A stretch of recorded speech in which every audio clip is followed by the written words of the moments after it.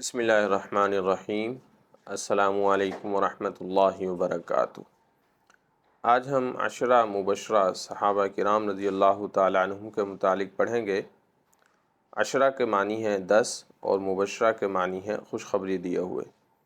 یہ دراصل وہ 10 صحابہ کرام ہیں جن کو آپ صلی اللہ علیہ وسلم نے دنیا میں ہی جنت کی خوشخبری سنائی۔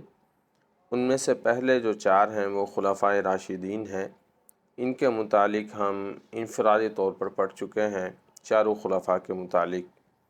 5ویں جو صحابی ہیں وہ حضرت عبد الرحمن بن عوف رضی اللہ تعالیٰ عنہ ہیں، جن کا تعلق قبیلہ بنو زہرہ سے تھا اور یہ مدینہ کے امیر ترین لوگوں میں سے تھے۔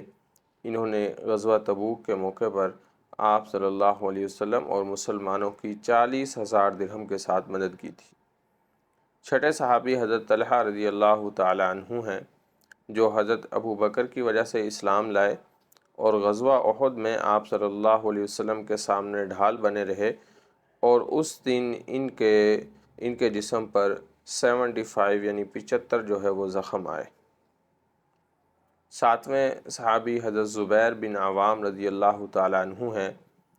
آپ صلی اللہ علیہ وسلم کی پھوپھی حضرت صفیہ کے بیٹے تھے اور حضرت خدیجہ رضی اللہ تعالیٰ عنہ کے بھائی کے بیٹے تھے۔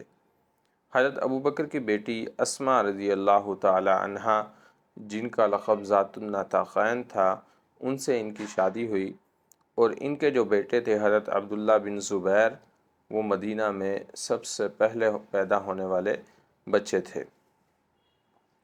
8ویں صحابی ہیں حضرت سعید بن زید رضی اللہ تعالی عنہ۔ یہ حضرت عمر رضی اللہ تعالی عنہ کے چچا زاد بھائی اور بہنوئی تھے۔ 9ویں صحابی حضرت ابو عبیدہ بن جراح رضی اللہ تعالیٰ عنہ ہیں۔ ان کا اصل نام عامر بن عبداللہ تھا اور ان کا لقب امین الامت تھا۔ یہ بہت دفعہ پیپر میں پوچھا جاتا ہے کہ امین الامت کس کا لقب ہے یا حضرت ابو عبیدہ بن جراح کا لقب کیا ہے۔ غزوہ بدر میں ان کا آمنا سامنا ہوا اپنے والد سے، تو انہوں نے اپنے والد کو قتل کر دیا۔ غزوہ احد میں ان کے دانت جو ہے وہ شہید ہوئے۔ 10ویں اور آخری صحابی حضرت سعد بن ابی وقاص ہیں۔ ان کے متعلق اکثر ہی پیپر میں سوالات پوچھے جاتے ہیں کہ یہ حضرت آمنہ رضی اللہ تعالی عنہا، جو آپ صلی اللہ علیہ وسلم کی والدہ تھیں، ان کے چچا زاد بھائی تھے، اسی لیے آپ صلی اللہ علیہ وسلم ان کو ماموں کہہ کر پکارتے تھے۔ عشرہ مبشرہ میں یہ سب سے آخر میں فوت ہوئے۔ یہ بہت دفعہ کوشچن آیا ہے کہ کون سے صحابی عشرہ مبشرہ میں سے سب سے آخر میں فوت ہوئے۔